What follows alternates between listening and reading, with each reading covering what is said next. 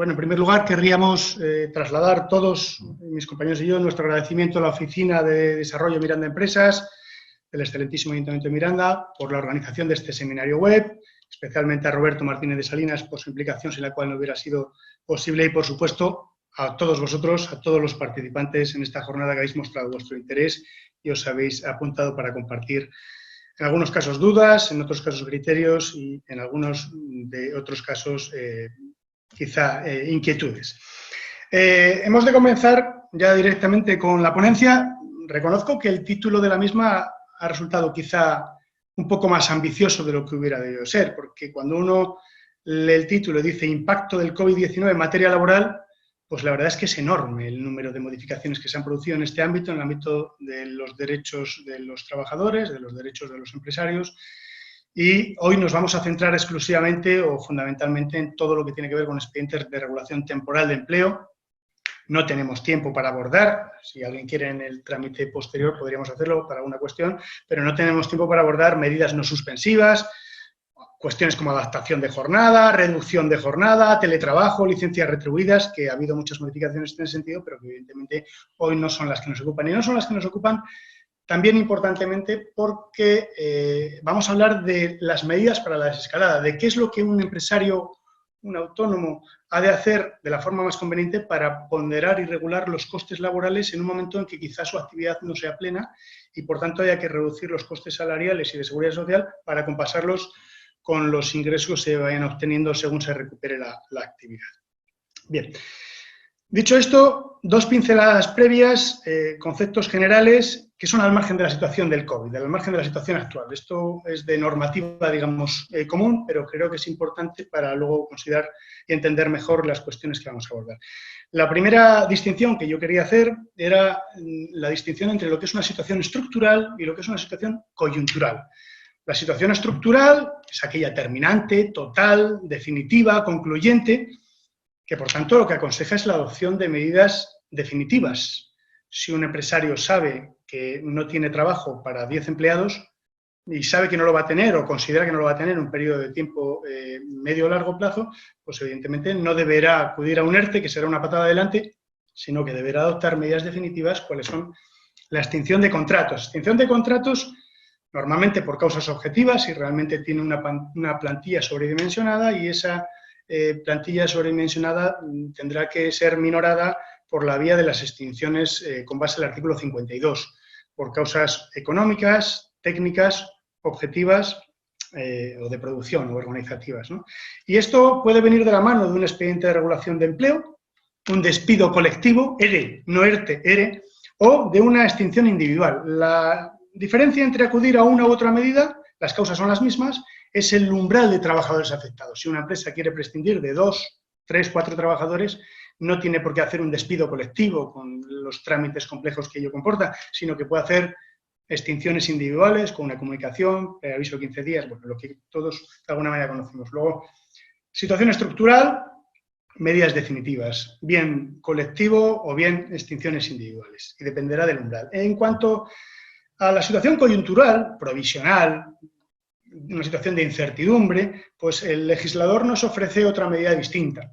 Y es que cuando no se tiene conocimiento de lo que puede suceder, pero que quizás se pueda necesitar en el futuro volver a contar con esos trabajadores en los que en este momento, para los que en este momento no hay actividad, pues la medida más idónea sería el ERTE, Expediente de Regulación Temporal de Empleo.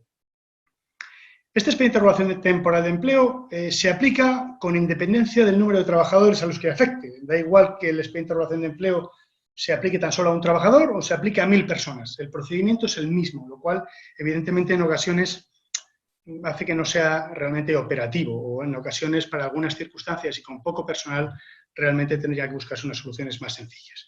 Pero bueno, sea como fuera, este es el tipo de ERTE que tenemos y se aplica para todas las empresas con independencia de su número de trabajadores y con independencia del número de trabajadores a los que pueda afectar este expediente de regulación de empleo. ¿Qué modalidades o qué medidas se pueden adoptar dentro de un expediente de regulación temporal de empleo? Pues son de dos tipos. La primera es la de suspensión de contratos, conocido por todo el mundo, y la segunda la de reducción de jornada. La reducción de jornada es que el trabajador va a seguir yendo a trabajar, pero va a ver su jornada reducida entre un 10 y un 70%, Puede ser en cómputo diario, en cómputo semanal, en cómputo mensual. Normalmente, para que no causen problemas, lo mejor es que sea en cómputo diario. Si alguien quiere luego incidir en esto, en el turno posteriormente de preguntas podríamos debatir al respecto. Tanto en los supuestos de suspensión de contratos como de reducción de jornada, el trabajador tiene acceso a la correspondiente prestación por desempleo en proporción, evidentemente, o a la porcentaje de jornada que no trabaja o al conjunto o a la jornada completa si es de suspensión la medida adoptada. Las causas, tanto de un ERE, despido colectivo, como de un ERTE, son las mismas. Otra cosa es que en un momento dado, para circunstancias definitivas o estructurales, se requieran con una mayor intensidad, pero las causas y la definición son las mismas. Por un lado tenemos el clásico concepto de fuerza mayor. Se trata del supuesto en el que un empresario se encuentra ante un grave riesgo, una catástrofe, una calamidad, un incendio, un tornado, alguna circunstancia de alguna manera absolutamente ajena a su voluntad e imprevisible y que determina la necesidad bien de extinguir, bien de suspender contratos de los trabajadores, porque evidentemente ese incendio que haya podido afectar a los medios productivos impide que los trabajadores puedan acudir diariamente, mientras la línea de producción se ha dañado, evidentemente, a prestar sus servicios. Y las otras causas generales, insisto, aún no hemos entrado en las especialidades del COVID, las otras causas generales que tenemos para un expediente de regulación de empleo, temporal en este caso, que son de los que estamos hablando, serían las causas económicas, pues bien, pérdidas, disminución de cifra de negocio, pérdidas previstas, también incluso cabría, causas técnicas, por ejemplo, la robotización de una línea, la introducción de nuevos medios técnicos que justifiquen que donde antes tenía 3 trabajadores, ahora con 2 lo puedo hacer. Causas organizativas, en aquellos casos en los que se modifican los sistemas o la distribución o la organización del trabajo y resulta que el empresario que tenía 4 trabajadores ahora se da cuenta de que lo puede hacer con 3. Aunque esté ganando mucho dinero, nadie le obliga a tener más trabajadores de lo que el trabajo le exige y le requiere. Y también y especialmente las causas productivas. Digo especialmente porque creo que estas son las que más claramente se nos están dando en esta crisis de afectación a las empresas por el COVID-19. Las causas productivas, de alguna manera, podrían ser definidas como la menor demanda de los clientes de los bienes o servicios que un empresario puede ofrecer al mercado. Es normal, si me entran 50 clientes por la puerta y yo tenía 5 empleados, pues si tengo ahora una media de 25 clientes, pues no tendré por qué tener esos mismos 5 empleados y quizá pueda prescindir de 2 si entiendo que esto es algo que no es coyuntural, sino que se prevé que sea definitivo. Bueno, este es en definitiva un poco el contexto. Estos son las normas generales que siguen estando vigentes, el Estatuto de los Trabajadores, el Real Decreto de Reglamentos de Expedientes de Regulación de Empleo. Toda esta normativa no ha sido modificada. Pero ahora vamos a ver el segundo de los puntos, gracias, cuáles son las especialidades de los ERTEs del COVID-19. Es decir, en qué medida el legislador, mejor dicho, el gobierno, porque se está, como todo el mundo conoce, se está regulando por la vía del Real Decreto, otra cosa que luego se convalide o no, pero inicialmente es el gobierno el que está legislando, y por qué tipo de medidas nos hemos encontrado en estos 2 meses del estado de alarma para intentar salvar el empleo, que esa es la finalidad que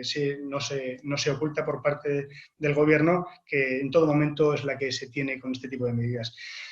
Es más, se dice en las exposiciones de motivos de los distintos reales decretos, ha habido 13, nada más y nada menos, en estos 2 meses, no todos tienen incidencia en el ámbito laboral, pero muchos de ellos sí.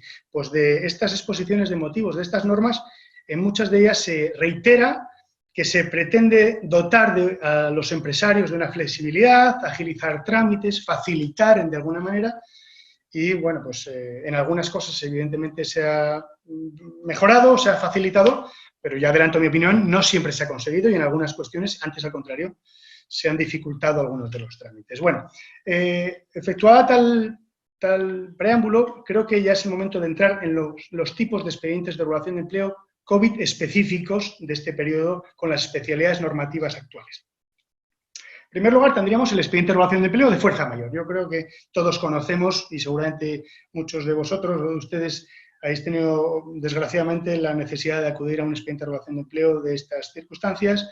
Se ha ampliado el concepto tradicional del que antes hablábamos, que solamente venía delimitado a catástrofes, a incendios, tornados, aunque bueno, realmente esta crisis también podría considerarse como una verdadera catástrofe, pero se ha ampliado el concepto para dar cabida a algunas otras situaciones empresariales y que también otras empresas se puedan acoger a expedientes de regulación de empleo por fuerza mayor con las características, especialidades y beneficios que ahora veremos.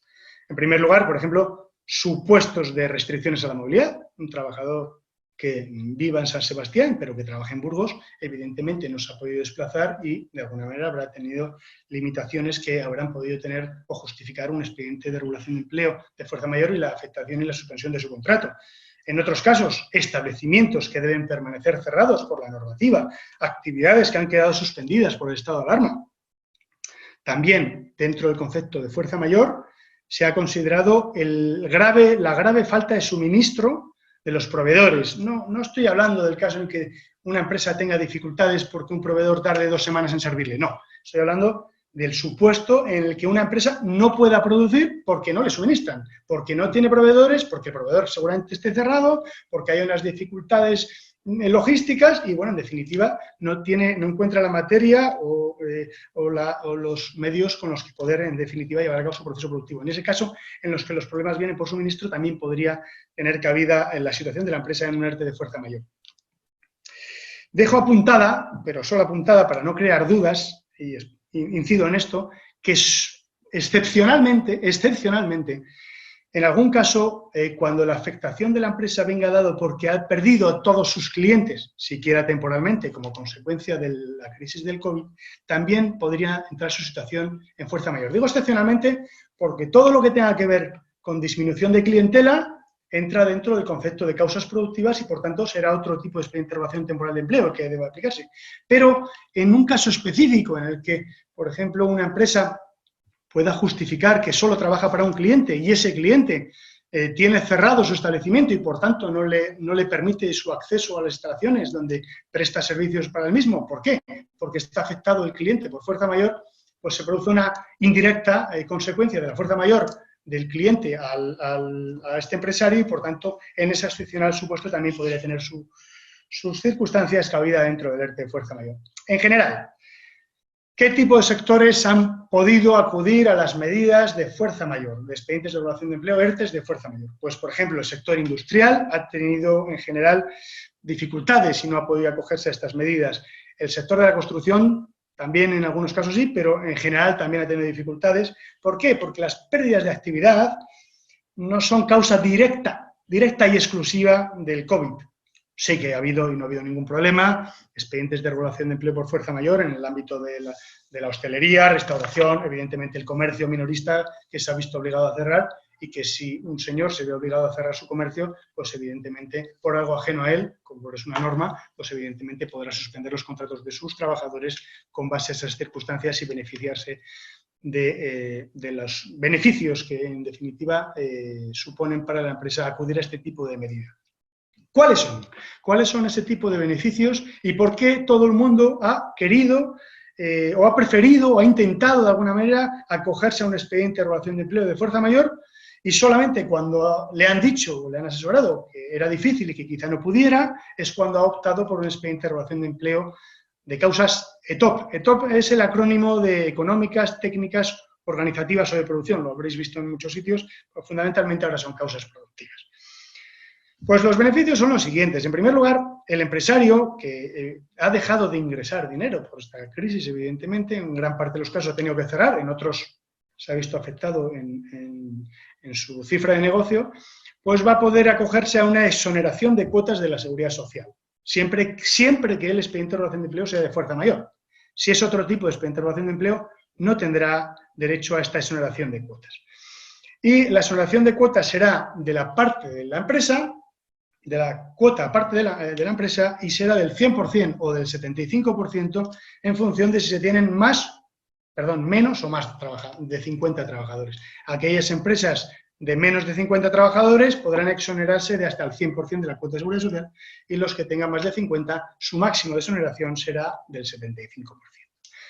Es importante destacar que, aparte de ahora veremos que tiene unos trámites distintos, un expediente de regulación de empleo por fuerza mayor y un expediente de regulación de empleo por causas productivas, los trámites son distintos, pero también es una circunstancia especial, significativa, la posibilidad de que se apliquen las medidas con carácter retroactivo.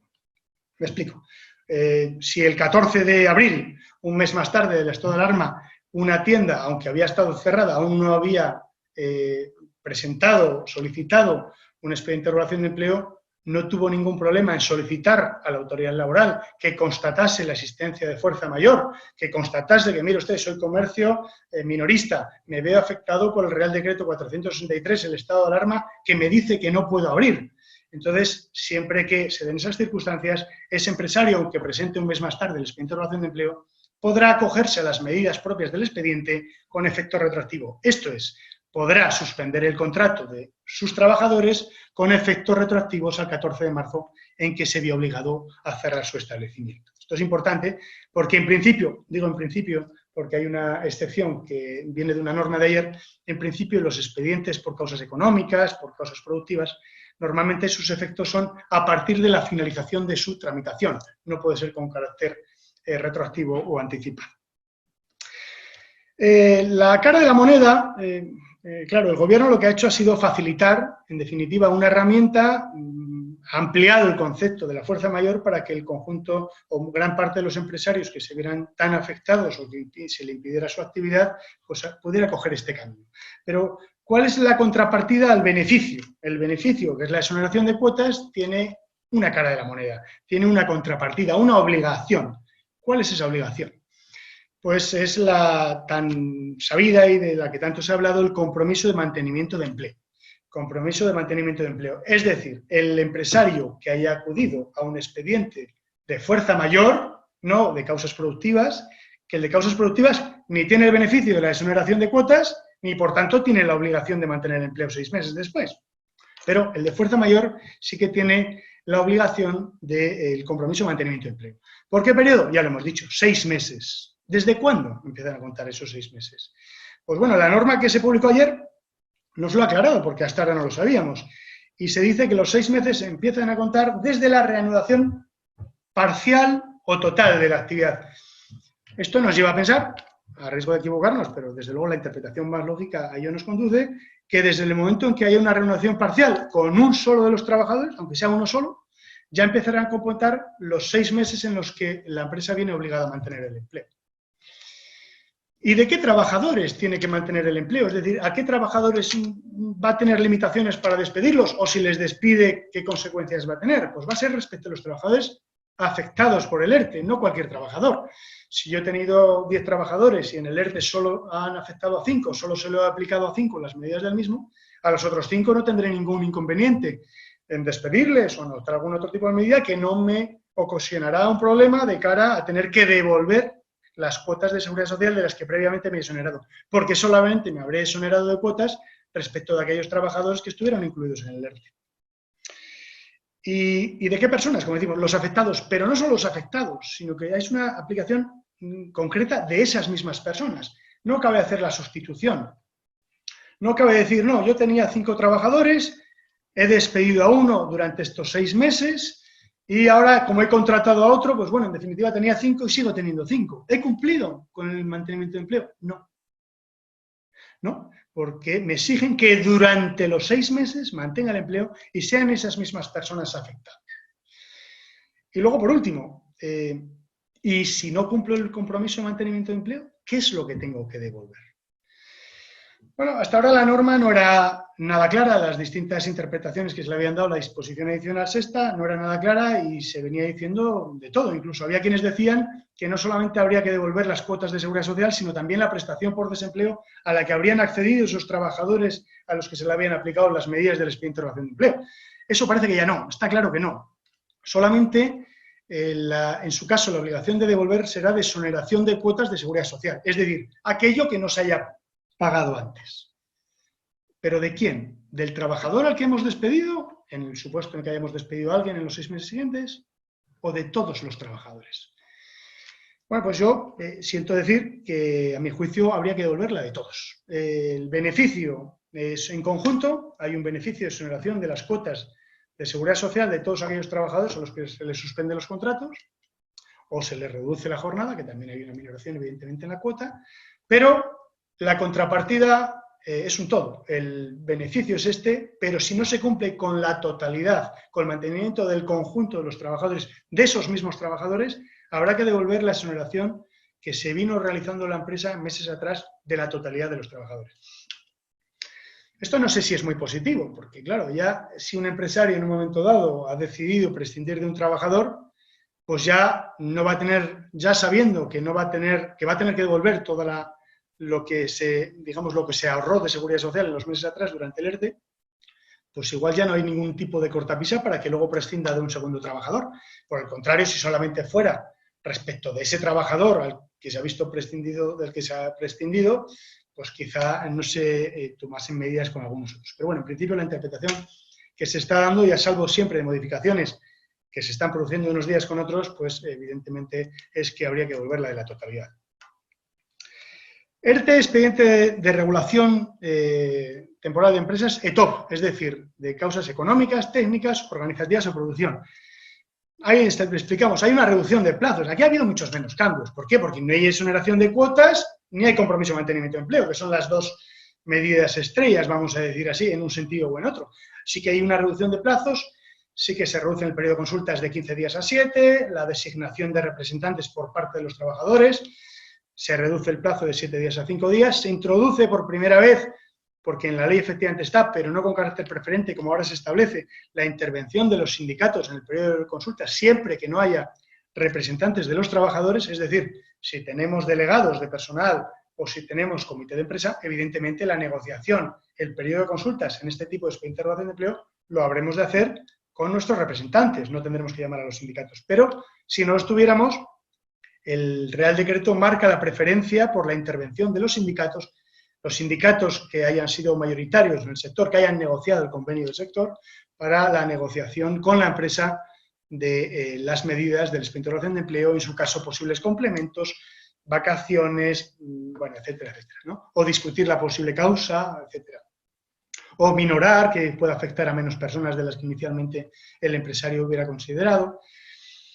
Bueno, en ambos casos, tanto en los expedientes de regulación de empleo por fuerza mayor como en los expedientes de regulación de empleo por causas ETOP, por causas productivas, fundamentalmente, como decimos, se produce una protección de desempleo. Esta es una medida que, aunque directamente beneficia a los trabajadores, porque cuando se ven suspendidos sus contratos o reducidos sus contratos, su jornada, pues acceden a la prestación por desempleo y acceden sin consumir esa prestación. Es decir, esa prestación por desempleo que consuman 2 o 3 meses, si el día de mañana ven extinguido su contrato, se tendrá como que no lo ha consumido. Empieza a cero el contador, es decir, no consume y incluso se prevé la posibilidad de que accedan a la prestación contributiva por desempleo incluso aquellos que ni siquiera tienen un año trabajado completo, que la normativa general es que con un año trabajado accedan a 4 meses de desempleo. Pues en este caso, aun cuando no tuviera el trabajador afectado por el ERTE COVID de ni siquiera un año trabajado, pues también tendría acceso a la prestación por desempleo. Pero esto, aunque evidentemente se comprueba que es un beneficio para los trabajadores, también lo es para la empresa de alguna manera, porque de alguna manera el hecho de que los trabajadores puedan acceder a la prestación contributiva por desempleo de esta manera tan favorable, sin consumir prestación de cara a futuro, hace que la consecución de acuerdos en los expedientes de regulación de empleo por causas productivas, donde hay un periodo de consultas, sea mucho más sencillo.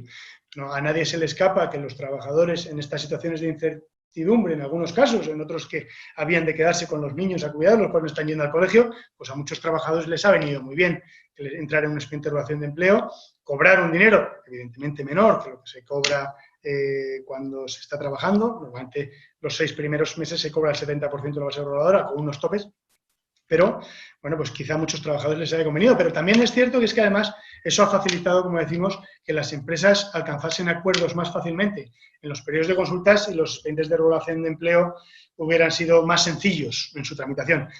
Y esto lo decimos porque el 30 de junio, según el Real Decreto de ayer, se nos dice que salvo prórrogas posteriores, que también es posible, pues finalizarán este tipo de medidas de beneficio de la protección por desempleo. Es decir, los trabajadores que sigan en ERTES empezarán a gastar su desempleo, su prestación. Bueno, ya de alguna manera con esto hemos finalizado las cuestiones más relevantes, más significativas en lo que se refiere a las especialidades de los ERTES por causas del COVID, tanto de fuerza mayor como de causas productivas. ¿De qué manera, pasamos al tercero de los puntos que vamos a tratar, de qué manera esto también está dando lugar a muchos problemas y a muchas discusiones? ¿De qué manera un empresario, cómo puede saber cómo le afecta el hecho de tener contratos temporales, eventuales, y en paralelo haber tenido un expediente de relación de empleo? ¿Qué sucede con esos contratos? ¿Pueden finalizarse al momento en que inicialmente está establecido? ¿No pueden finalizarse?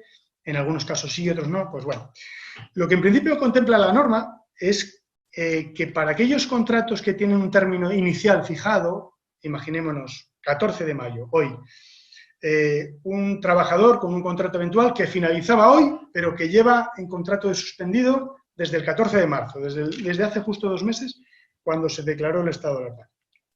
Ese trabajador, en condiciones normales, hubiera visto extinguido hoy su contrato, por válido fin de contrato, un eventual por circunstancias de la producción.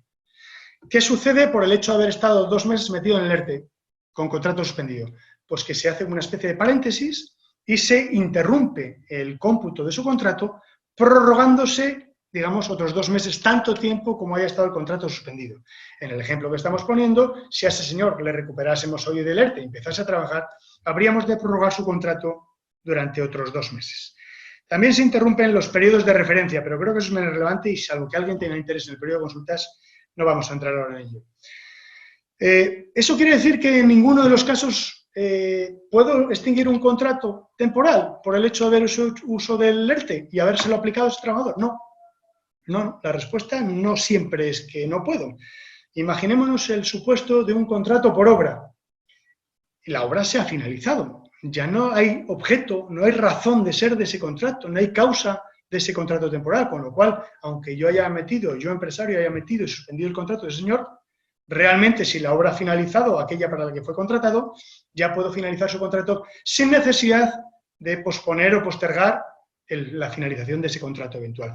Por el contrario, si yo, empresario de la construcción, he contratado a una persona para el alicatado de una determinada obra, en una obra concreta, y como consecuencia del ERTE que se haya podido seguir, se ha paralizado esa obra, no ha finalizado, y por tanto, una vez que se reanude la actividad, aún queda trabajo por realizar, que es el propio de ese contrato por obra, pues ese señor deberá postergar la finalización del contrato, deberá prorrogarse el contrato hasta que finalice en definitiva esa obra.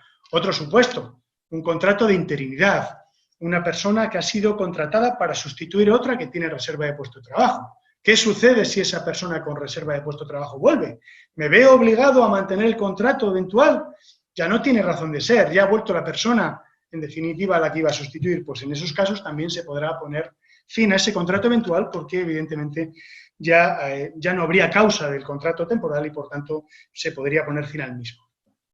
Una cuestión importante en la que yo creo que no se está incidiendo siempre es que, además, no todos los contratos, aun esos que han de prorrogarse, esos que estamos hablando del término, los que tienen sobre todo los que tienen un término fijado, una fecha, que se suspende sus contratos, se posterga esa fecha tanto como haya estado en el ERTE. Pues bien, no todo el mundo que entra en un ERTE tiene que ver prorrogado su contrato. Solo aquellos que ven suspendido su contrato. En la norma se hace referencia a la aplicación de la medida de suspensión, no de reducción de jornada. Luego, si yo he tenido un trabajador eventual y le he mantenido, aunque sea con una jornada menor, al 50%, por ejemplo, durante el expediente de regulación temporal de empleo, al que me he visto obligado, pero el trabajador digamos que no ha suspendido en ningún momento la vigencia de su contrato, pues este no se posterga, no se prorroga más allá y le podré poner fin al periodo que teníamos pactado inicialmente para poner fin a su contrato.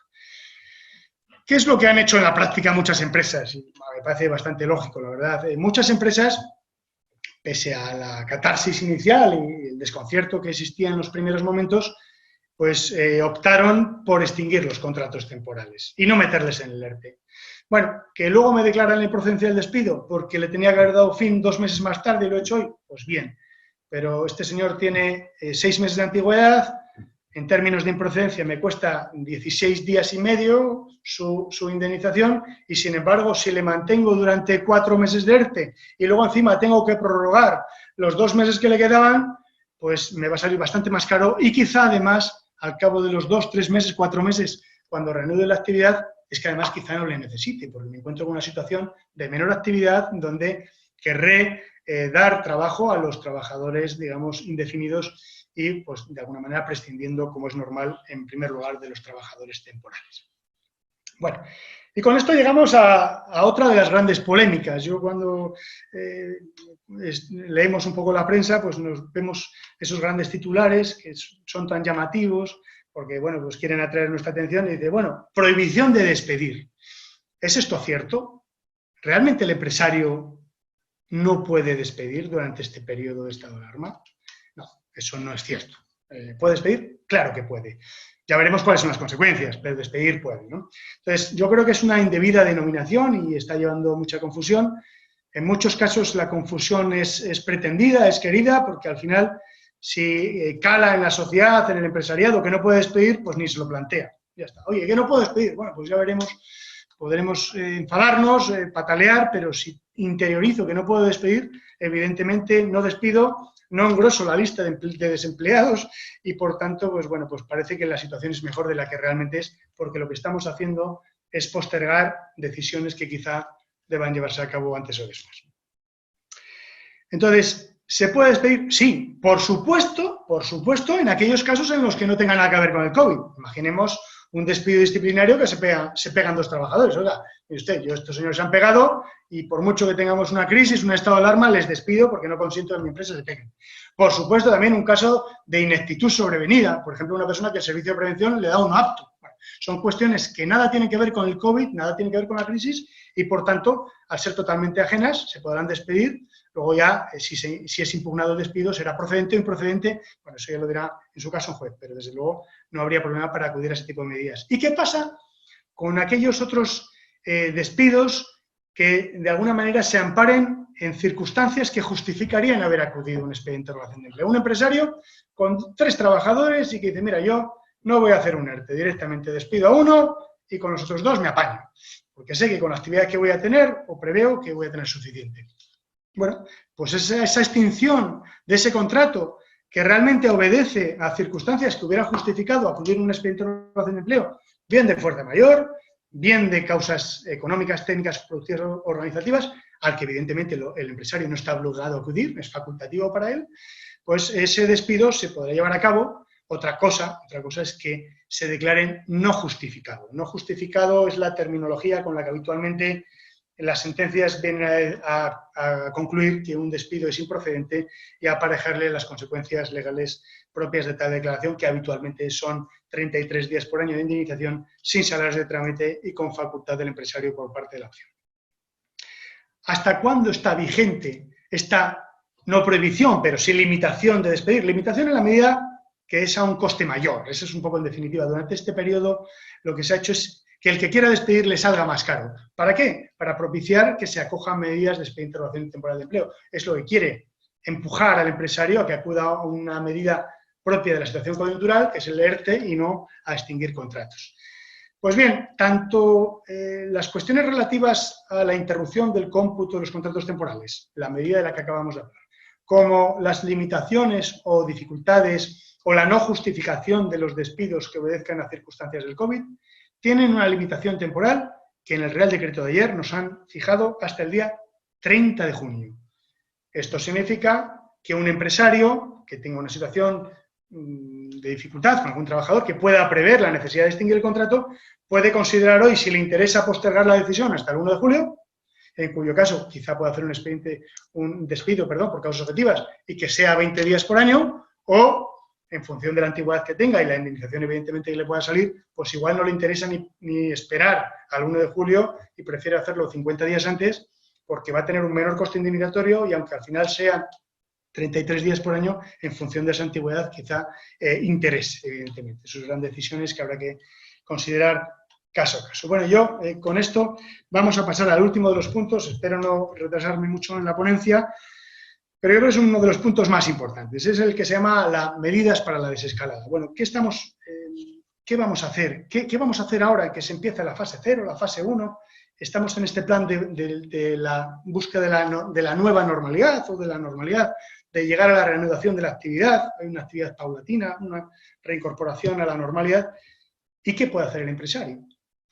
Bueno, pues en primer lugar, hay que partir de algo que por lo menos en nuestro juicio, está claro, y es que siempre ha habido compatibilidad entre las medidas propias del expediente de regulación de empleo de fuerza mayor y las medidas propias del expediente de regulación de empleo por causas productivas.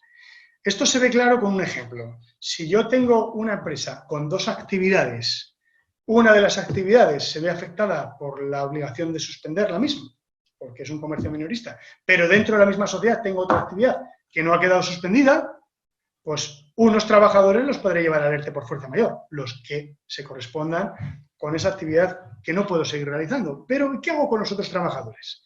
¿Qué hago con los otros trabajadores que no me dejan meter en el ERTE por fuerza mayor porque no están afectos a esa actividad que ha quedado suspendida, pero que realmente tienen una limitación muy importante en tanto que la demanda de mis servicios por parte de mis clientes ha bajado notablemente? Bueno, pues esto es lo que perfectamente justifica este ejemplo, que una empresa pueda tener simultáneamente, al mismo tiempo, dos expedientes de regulación de empleo, uno por fuerza mayor y otro por causas productivas. Normalmente tendrán distinto ámbito subjetivo. Uno afectará a estos trabajadores y este afectará a estos otros trabajadores, en función de la actividad a la que estén asignados. Pero esto es muy importante, es posible, por tanto, la simultaneidad de ambos expedientes de regulación temporal de empleo. Es muy importante, por lo que luego diremos y con lo que finalizaremos. También sería perfectamente posible, a nuestro juicio, que durante el periodo en el que una empresa está aplicando las medidas propias de un ERTE por fuerza mayor, bien suspensión de contratos, bien reducción de jornada, precautoriamente, prudentemente, pueda ir preparando un expediente de regulación de empleo para un periodo posterior, ulterior, para una vez finalice el estado de alarma o para una vez finalice el efecto del ERTE por fuerza mayor. Parece que con la normativa de ayer se han disociado lo que es estado de alarma del fin del ERTE por fuerza mayor y ahora nos ha puesto un tope temporal al ERTE de fuerza mayor de 30 de junio. Bueno, pues, ¿qué pasa el día 1 de julio? Yo tengo un hotel y sé que ahora tengo grandes dificultades y tengo la actividad suspendida, pero ¿qué pasa el 1 de julio? Yo sé que el 1 de julio no puedo recuperar a mis 25 trabajadores porque no voy a tener ni un solo cliente en el hotel. Evidentemente tengo que contar con un paraguas, con una protección, con un colchón que me permita suspender contratos y si ya no puedo acudir al ERTE de fuerza mayor, tendré que tener el ERTE de causas productivas que justifique y permita acudir a la suspensión de los contratos de aquellos trabajadores que realmente, para los que realmente no tengan trabajo. Bien, de hecho hay supuestos y algunas empresas han tenido un expediente de regulación de empleo por fuerza mayor proporcional, en definitiva, a la plantilla que se había afectada por esa limitación de actividad. En esto hemos de decir que además la autoridad laboral no ha mantenido un criterio uniforme. Por ejemplo, en Burgos, sin ir más lejos, en León, esta misma semana han cambiado de criterio. Hasta ahora, cuando una empresa planteábamos un expediente de regulación de empleo por causas ETOP, por causas productivas, y tenía vigente uno por fuerza mayor, pues te llamaban, oye, de este expediente ya tienes aprobado el de fuerza mayor, de este vas a desistir o renunciar. No. Es que este le tengo planteado para cuando acabe el primero. Es que yo no me puedo permitir el lujo de tener a 15, a 20, a 32 trabajadores que durante un periodo de tiempo, una vez finalice el ERTE de fuerza mayor, hasta que tramite el otro, tenerles sin prestación por desempleo, sin suspensión, y lo que es más grave para el empresario, teniendo, evidentemente, y consecuentemente, que pagar no solo los seguros sociales, sino también los salarios de aquel periodo en el que no pueda aplicar las medidas de suspensión de contratos. Afortunadamente han cambiado el criterio de la autoridad laboral y ahora lo permiten. Además, ha sido corroborado con la norma que se ha publicado en el BOE de ayer, que está estableciendo expresamente ya, por fin, la posibilidad de la tramitación del ERTE de causas productivas durante la vigencia de un ERTE por fuerza mayor. Es más, incluso se está considerando la posibilidad de que se pueda tramitar un ERTE por causas productivas en aquellas empresas que han tenido previamente un ERTE por fuerza mayor y que tenga carácter retroactivo. Si recordáis al principio de la ponencia, y con esto voy terminando, decíamos que normalmente el expediente por causas productivas económicas se puede aplicar sus medidas a partir de la finalización del periodo de consultas, una vez el empresario comunica su decisión final. Pero en este caso se ha arbitrado una excepción para aquellos supuestos en los que una empresa, después de un ERTE por fuerza mayor, pueda aplicar como carácter retroactivo este ERTE por causas productivas y suspender contratos cuando realmente no haya posibilidad de aún acogerse a la fuerza mayor. Y se introduce además un nuevo concepto. Este es un concepto novedoso de ayer, en el que, bueno, adelanto que aún se tienen muchas dudas respecto al mismo, yo evidentemente también las tengo. Es un concepto y una definición que solo está vigente para mes y medio en principio, y es el concepto de ERTE fuerza mayor total, ERTE fuerza mayor parcial. Es una vuelta de tuerca, es normal también, de alguna manera el gobierno tiene que buscar la fórmula para que determinados trabajadores de la empresa que aún no pueden volver a trabajar y que se han visto afectadas por esas restricciones de actividad, por esas limitaciones de la actividad, pues se mantengan con los contratos suspendidos o reducidos con esa fuerza mayor, porque es que el gobierno no nos deja abrir con todos los empleados un comercio textil, por ejemplo, que tiene unas limitaciones de distancias, de número de aforo, de clientela, etcétera, etcétera. Entonces, en la medida que no pueda abrir con para todos mis clientes y con las limitaciones que se me causan, pues también podré mantener aparte los trabajadores en el ERTE de fuerza mayor de forma parcial. Como decimos, hasta el 30 de junio. Pero claro, es obligatorio entonces que una empresa, y esto creo que es fundamental, es obligatorio entonces que una empresa que según va pasando de fases, de la fase 0 a la 1, a la 2, según se va reanudando la actividad, se va adquiriendo la normalidad y tiene, de alguna manera, permiso para ir reiniciando su actividad, ¿es obligatorio que tenga que sacar a los trabajadores del ERTE de fuerza mayor en el que estaba? A mi juicio, sí. Sí, por lo menos una parte. ¿Por qué? Primero, porque la norma, si contempla la posibilidad de fuerza mayor parcial, pues no es para permitir al empresario que decida si se mantiene en fuerza mayor total o parcial, sino será para que si realmente le permito realizar una actividad, en la medida que esos trabajadores puedan acometerla, pues esa parte de trabajadores que pueden llevarla a cabo tengan que salir de ERTE de fuerza mayor para, en definitiva, reanudar la actividad y salir de las listas del desempleo, que también es una cosa evidentemente muy importante.